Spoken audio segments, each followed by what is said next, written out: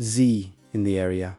Let's go to the NerdVerse. Boom! Chapter 17 of Jujutsu Kaisen has just dropped, and I'm going to say it right away. I was not ready for this chapter. The hype was massive. I read it expecting one thing and got something way better than I imagined. Seriously, this chapter delivers heavy information, delivers emotion, and ends in a way that completely changes the direction of the story from here on out. I finished reading and stayed quiet for a few minutes, just trying to process everything that had just happened. So today I'm going to tell you everything that went down in this chapter, breaking down the details, the revelations, and what this could mean for the future of the story. So stick around until the end.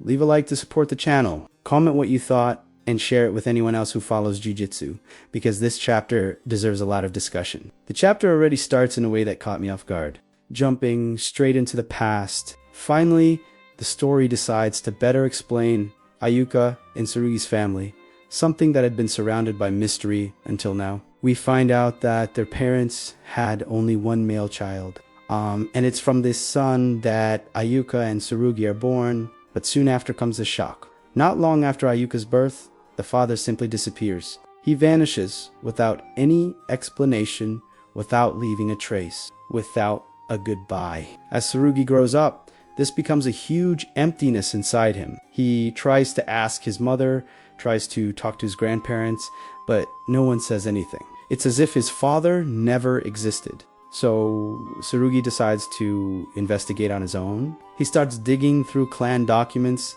and talking to people who actually knew his father, and what he discovers is very interesting. Everyone describes his father as an extremely serious, disciplined, and respected man, someone who treated the world of Jujutsu as a life mission. It's even impossible not to notice the resemblance to Yuta, both in appearance and in posture. But along with that comes a much darker side. He was deeply frustrated. He couldn't accept the fact that the sorcerers of the current generation were much weaker than the sorcerers of the past. This bothered him in an absurd way, to the point of becoming an obsession, consuming his thoughts and even taking away his sleep. And then an even stranger detail appears. Shortly before disappearing, he was seen secretly talking to a large man, hooded, with a huge scar on his face. No one knew who this man was or the reason for the conversation, but one sentence said during that meeting stuck. When this man was questioned about something related to Ayuka's birth, he coldly replied, "I don't care."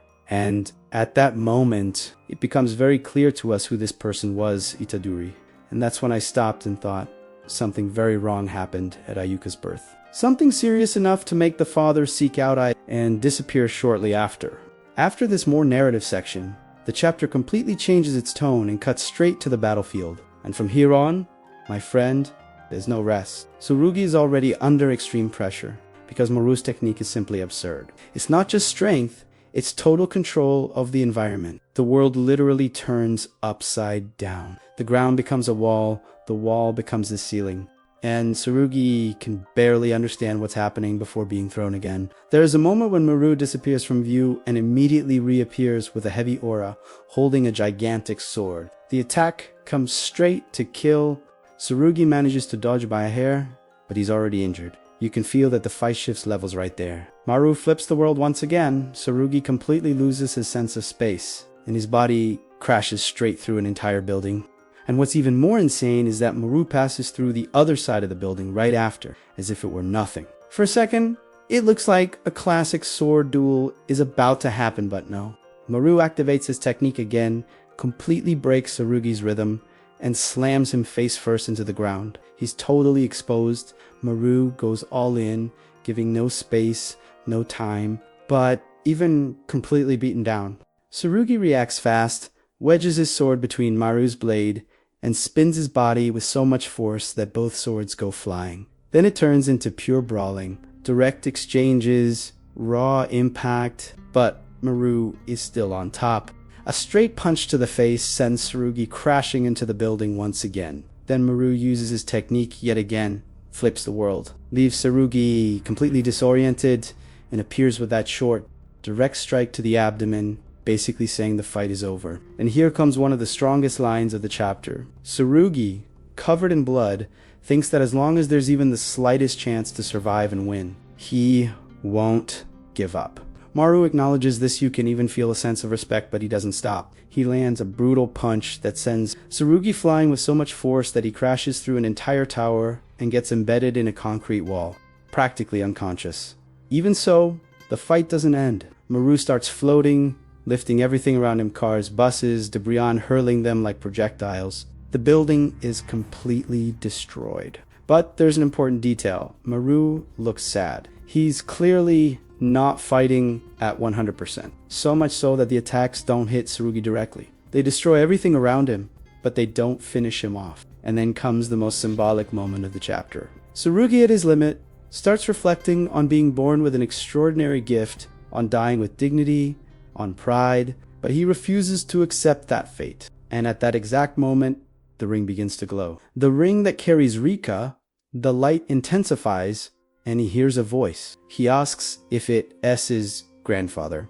It's not. It's her. Rika manifests. Her form appears in that dark image. Looking down at Tsurugi lying on the ground, she says the situation is worse than she imagined, but that she helped him as long as he accepts it. Tsurugi asks if, by accepting this, he can win. She smiles and answers as if it were obvious. Black screen. I accept. When that happens, cursed energy explodes across the battlefield. Maru feels it immediately and becomes confused because that energy wasn't Tsurugi's, and then comes the visual reveal.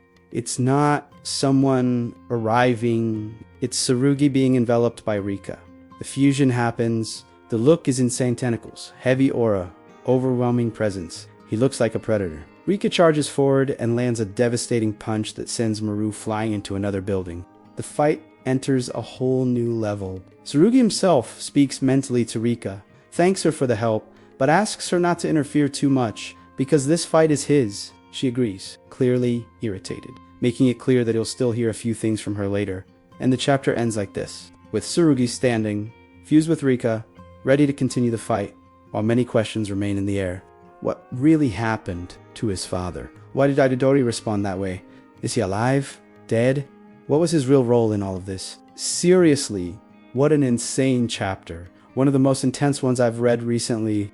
Now I want to hear from you. What did you think of this chapter? What do you think really happened in this family's past? Leave everything in the comments, because that helps the channel a lot, especially now, when there are still few people following. If you enjoyed the video, leave a like, share it with other Jujutsu fans, and subscribe to the channel so you don't miss the next videos. Because with the way this ended, the next chapter promises a lot.